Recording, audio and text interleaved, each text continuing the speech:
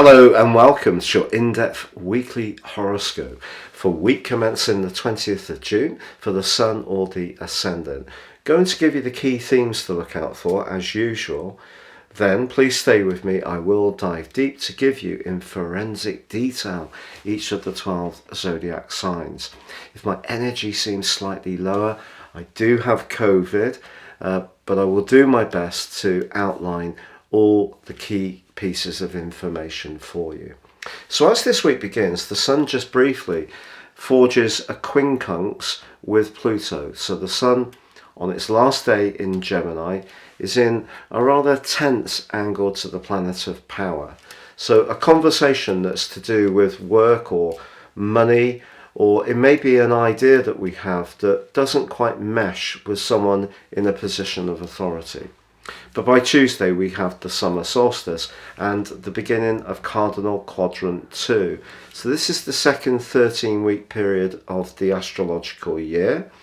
And of course the sign of Cancer, which the Sun moves into, is very much about nurture, protection, security in its physical or emotional context, and our environment, something that we're all very passionate about these days. But just before the Sun moves, there is a quarter moon in the sign of Pisces, another water sign like the Sun, but its right angle to the Sun in Gemini just suggests that we need to choose our words with care this week.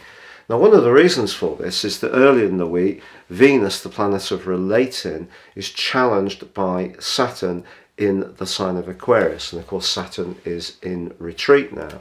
So if we become more aware of a relationship where our values don't mesh with the other person, it could be that there could be quite a stumble or even a cold point between two people, whether it's in a business relationship or a personal one. Ironically, Venus actually forges a very penetrating link to Pluto, virtually at the same time, and that can tell us who is for us and where we can feel that connection in a meaningful way. But then on Thursday, Venus joins up with Mercury, which is still in the sign of Gemini, and that gives us an opportunity to work hard at the way we relate to people in the following 28 days. Now, towards the end of this week, the Sun, newly arrived in Cancer, does go into a square with Jupiter, which is kind of larger than life influence. Just important, of course, to deliver on what we might promise. So please stay with me for your individual forecast. But if you would like to ascend above this zodiac broadcast and understand how serious astrology can impact on your situation, if you give me 3 pieces of personal information of time, date and place of birth, I can give you a roadmap that can guide you for the rest of your life. Also, in my special package of 30% off, you can also get a 12-month forecast. Now, no 2 reports are the same. They're totally individual for you. Please see the link below. Finally, I'm very close to that 100,000 subs mark on YouTube. If you have subscribed, I'm so thankful. If you'd like to do so, I'd be very grateful. Please click or tap on the bell notification symbol. So Cancer, your week commencing the 20th of June forecast excitingly sees the Sun arrive back in your sign for the first time in 11 months. Now, also this coincides, of course, with the summer solstice. Now, depending where the Sun is in the sign of Cancer, so if you're right at the start, the chances are your immediate physical vitality will lift quite a lot. So that's really something to be excited about.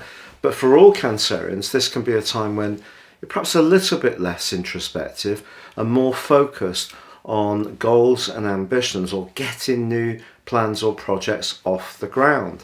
But there is a bit of a dichotomy because on Thursday, Venus, which is challenged by strict Saturn early in the week, well, that stations in your 12th house from Thursday, signalling a time when you may want some new beginnings in all sorts of relationships, not necessarily romantic.